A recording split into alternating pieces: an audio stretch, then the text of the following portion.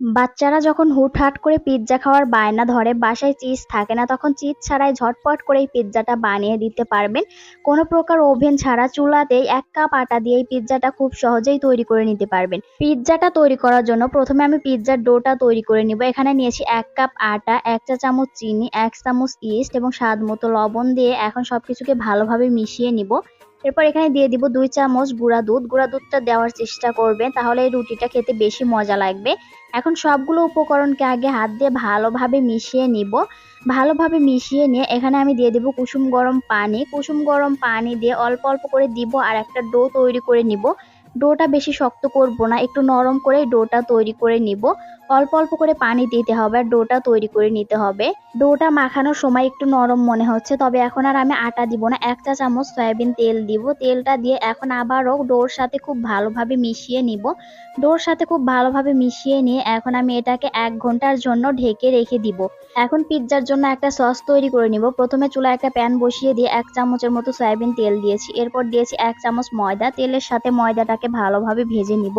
এরপর দিয়ে দিব ১/২ কাপের মতো গরুর দুধ। দুধটাকে নেড়েচেড়ে ময়দার সাথে ভালোভাবে মিশিয়ে নিব। এরপর এখানে দিয়ে দিব শুকনো মরিচ। শুকনো মরিচকে এরকম ছোট ছোট করে কেটে নিয়েছি। এরপর দিয়ে দিব একটা ম্যাজিক মশলা। এরপর স্বাদ মতো লবণ দিব, দিয়ে ভালোভাবে মিশিয়ে নিব। ম্যাজিক মশলাটা দেওয়ার চেষ্টা করবেন, তাহলে এই সসের স্বাদটা আরো বেড়ে যায়। এরপর সামান্য একটু গোলমরিচের গুঁড়া দিব, দিয়ে আবারও ভালোভাবে মিশিয়ে নিব। সব শেষে দিয়ে দিব ১ চা চামচ চিনি। এখন আবারও নেড়েচেড়ে ১ মিনিটের মতো রান্না করে নিব।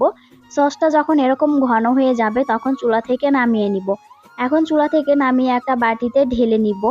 সসটা কিন্তু দেখতে অনেক সুন্দর হয়েছে এবং এই সসটা খেতে এত বেশি মজার হয়। এখন চিকেন ভেজে নিব। প্রথমে চুলায় একটা প্যান বসিয়ে দিয়ে পরিমাণ মতো তেল দিয়েছি। এরপর দিয়ে দিলাম চিকেন এবং আদা রসুন বাটা, জিরা গুঁড়া, মরিচের গুঁড়া, গোলমরিচের গুঁড়া, স্বাদ মতো লবণ, টমেটো সস এবং সয়া সস। এখন সবগুলো মশলার সাথে চিকেনটাকে খুব ভালোভাবে ভেজে নিব।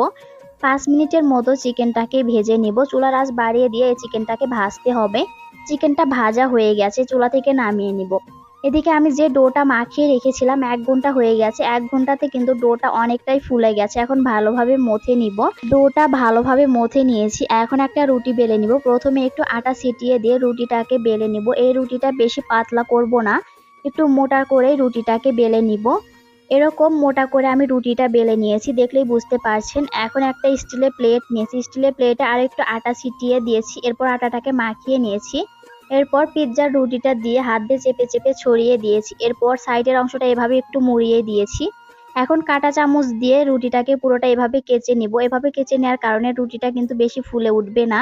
পুরো রুটিটা এভাবে কেচে নিয়েছি। এখন রুটির উপরে দিয়ে দিব টমেটো সস। একটু বেশি পরিমাণে টমেটো সস দিয়ে দিবেন, তাহলে খেতে বেশি মজা লাগবে। এখন টমেটো সসটাকে পুরো রুটির সাথে ভালোভাবে মাখিয়ে নেব। এরপর দিয়ে দিব পিৎজা সস।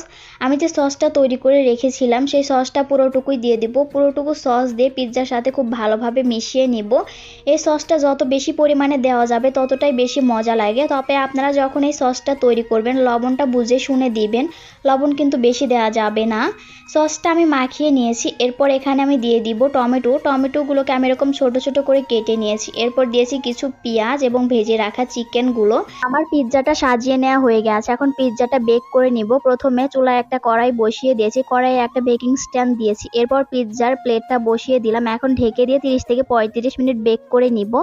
৩০ থেকে ৩৫ মিনিট পরে পিৎজাটা একদম তৈরি হয়ে গেছে। দেখুন পিৎজাটা কিন্তু নিচে একদমই পুড়ে যায়নি, খুব ভালোভাবে কুক হয়ে গেছে। এখন আমি পিৎজাটাকে নামিয়ে নিব চুলা থেকে। দেখুন পিৎজাটা কতটা লোভনীয় লাগছে দেখতে। চিজ ছাড়া যদি বাসাতে এত সুন্দর পিৎজা তৈরি করা যায়, তাহলে কি বাইরে থেকে কিনে খাওয়ার আর কোনো প্রয়োজন আছে? বাচ্চারা হুটহাট করে বায়না করলে বাসাতেই খুব সহজেই পিৎজাটা তৈরি করে দিতে পারবেন। বাইরে থেকে কেনার কোনোই দরকার নেই। পিৎজাটা খেতে এতটাই বেশি মজার, আপনারা বাসায় একবার হলেও তৈরি করে খেয়ে দেখতে পারেন। আর খাওয়ার পরে আপনাদের কাছে কেমন লেগেছে অবশ্যই কমেন্ট করে জানাবেন। আর আমার আজকের এই পিৎজার রেসিপিটি ভালো লাগলে ভিডিওটিতে লাইক, কমেন্ট, শেয়ার করে দিবেন।